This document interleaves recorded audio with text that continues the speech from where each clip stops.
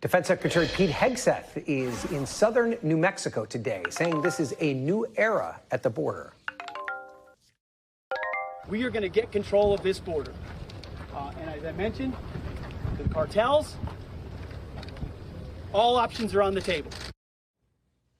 It's his first trip since taking office, a visit that is really putting an emphasis on those promises the Trump White House has made on immigration.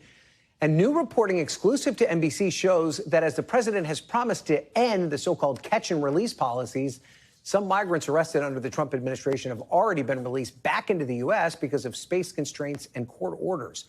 Julia Ainsley, who broke that story, is joining me now. So, Julia, this visit is happening, as we've been reporting, the administration trying to act on all those promises that they're making. The defense secretary today saying all options are on the table, including housing some of these migrants in Guantanamo Bay. What's the latest on your reporting there? Yeah, well, it all comes down to space, right? They're still working with the same space constraints and same funding constraints that the prior administration did. And we talked to the outgoing ICE secretary then who said, yeah, I should be doing more, but we just don't have the funding. So even though we're seeing a lot of arrests and ICE posts those numbers on X every day, we're not yet seeing that pipeline necessarily carry into deportations. It's a complicated system, and sometimes they just don't have the space. In fact, he was asked about it today. Take a listen. Any assets necessary at the Defense Department to support the expulsion and detention of those in our country illegally are on the table, to include, as it's been widely reported, Guantanamo Bay. It's the perfect place to provide for migrants who are traveling out of our country through gray tails or other assets, but also hardened criminals. So that's their answer for now, is to be able to expand this space in Guantanamo Bay. But I have to say, when I talk to former officials, they say when they left the Biden administration, there was only room for 200 migrants there. Expanding to 30,000 is quite an undertaking, even for the military. Yeah, and whether or not they're going to have the funding to do that, at least in the short term, is certainly an open question.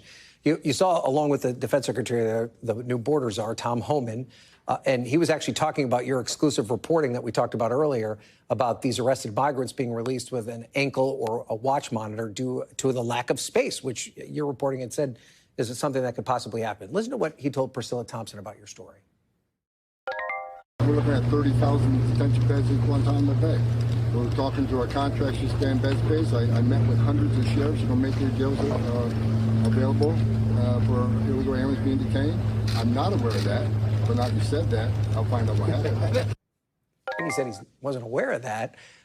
It's interesting because they spent so much time. That was one of their big criticisms of the Biden administration. Is this an example of what the reality is like when you're actually in charge? Catch and release. I will say, usually when they talk about catch and release, it's at the border, where CBP, Customs and Border Protection, was arresting migrants and then are releasing them back into the country. But still, ICE is catching some migrants, they're arresting them, and then they're being forced to release them because of space constraints. So it seems like something he might not have been aware of, although, you know, we had a statement from ICE in our story saying that, look, yeah, there are space constraints and there are court orders. That means we can't detain people indefinitely if they can't be sent back to their country. And sometimes there are humanitarian concerns as well. Okay. All right, Julia Ainsley, some exclusive reporting as always. Julia, thank you for that. Thanks for watching. Stay updated about breaking news and top stories on the NBC News app or follow us on social media.